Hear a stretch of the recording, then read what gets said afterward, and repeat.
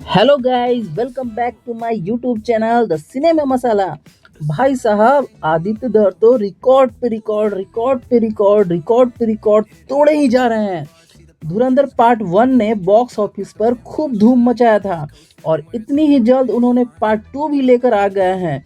मतलब आदित्य धर चाहते क्या हैं कि उनके टक्कर में आना किसी के बस की बात नहीं है। नहीं नहीं, आप खुद देख ही लो ना, 3 महीने पहले ही ना इसकी पार्ट वन मूवी आई थी और इसकी पार्ट टू अब रिलीज हो चुकी है। पहली बार ऐसा हुआ है कि पार्ट वन और पार्ट टू के रिलीज में मात्र 3 महीने का गैप हो। अब आप इसे रिकॉर्ड नहीं बोलोगे तो क्या बोलोगे? पहली रिकॉर्ड तो ये यही तोड़ दिया और दूसरा रिकॉर्ड भी तोड़ने को तैयार बैठी है। इसके फर्स्ट डे का टिकटें हाउसफुल चल रही है भाई साहब। टिकटें मिल नहीं रही है, वो भी आज कोई वीकेंड भी नहीं है। सोचो, थर्सडे को रिलीज हुई यह मूवी इतना हाउसफुल चल रही है कि अभी तो वीकेंड भी बाकी है। अभी वीकेंड में क्या हाल होने वाला ये देखना है। पूरा थिएटर धुआं धुआं होने वाला है दोस्तों। बात करें इस फिल्म की ड्यूरेशन की तो यह फिल्म 4 घंटे की है। वैसे तो यह फिल्म 3 घंटे 49 मिनट ड्यूरेशन की है, लेकिन इंटरवल को मिला लिया जाए तो 4 घंटे हो ही जाते हैं। इसमें भी आदित्य सर ने रिकॉर्ड तोड़ दिया है इसके टाइम ड्यूरेशन को लेकर।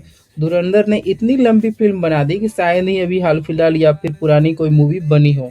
मतलब भाई साहब, आदित्य धर ने तो पूरे डिटेलिंग के साथ इस फिल्म में काम किया है। आप इसके ट्रेलर के ड्यूरेशन को ही देख लो ना। जो आप ड्यूरेशन देख रहे हैं ट्रेलर में, आपने क्या देखा? 3 मिनट 26 सेकंड। क्या आपने इस 3 मिनट 26 सेकंड पे गौर किया? ये है क्या? मैं आपको इसका मतलब समझाता हूँ। 3 मिनट 26 सेकंड के ट्रेलर का मतलब यहाँ पर यह है कि इस 3 मिनट को तीसरे महीने से दर्शाया गया है, यानी कि तीसरा महीना मार्च को डिनोट किया गया है। और 26 सेकंड का मतलब तो आप समझ ही गए होंगे, 2026 को यहाँ पे डिनोट किया गया 26 सेकंड से। है ना भाई डिटेलिंग?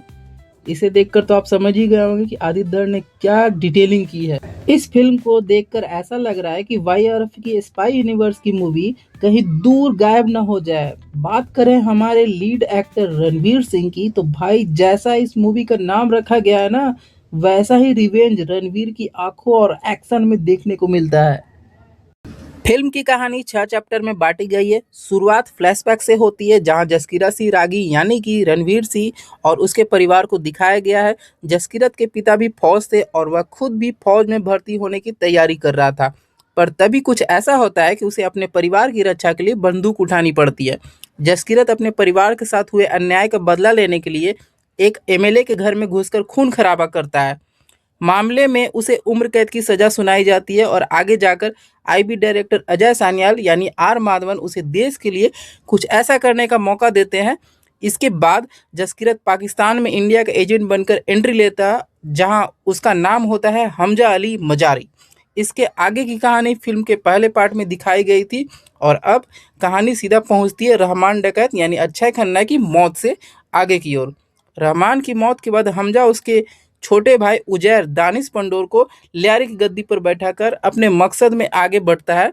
आगे जाकर मेजर इकबाल अर्जुन रामपाल हमजा की मुलाकात अपने बड़े साहब से करवाते हैं।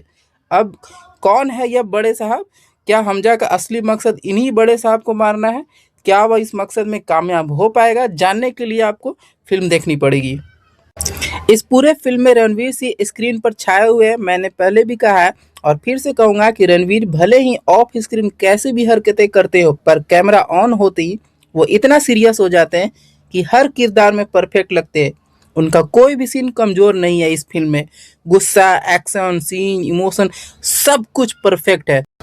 अर्जुन रामपाल को इस पार्ट में ज़्यादा स्क्रीन स्पेस मिला है, पर उनका किरदार वैसा भयानक नहीं गढ़ा गया है जैसा पहले पार्ट में दिखाया गया था। एक दो सीन छोड़कर उनके पास यहाँ एक्टिंग करने के लिए कुछ भी नहीं था। संजय दत्त उतने ही दिखे हैं जितना पहले पार्ट में देखे गए थे। माधवन जब जब स्क्रीन पर आते बिगड़ती फिल्म को संभाल लेते हैं। इस पूरी फिल्म के लिए आदित्य धर ने जो कमाल का रिसर्च और डिटेल्ड वर्क किया है वो काबिले तारीफ है। यही धुरंधर के हिट होने की एक बड़ी वजह भी थी। पार्ट टू में उन्होंने नोटबंदी, अतीक अहमद और दाऊद इब्राहिम का जो कनेक्शन जोड़ा है वह देखकर मज़ा भी आता है। हालांकि जिस तरह से उन्होंने पहले पार्ट में स्टोरी टाइट रखी थी और समय समय पर सरप्राइज दिया था, इस पार्ट में वैसा नहीं है। ऐसा लगता है जैसे आदित्य ने इस दूसरे पार्ट पर ज़्यादा काम नहीं किया। उन्होंने यह सोचकर इसे रिलीज कर दिया है कि यह तो पहले पार्ट की हवा में ही चल जाएगी।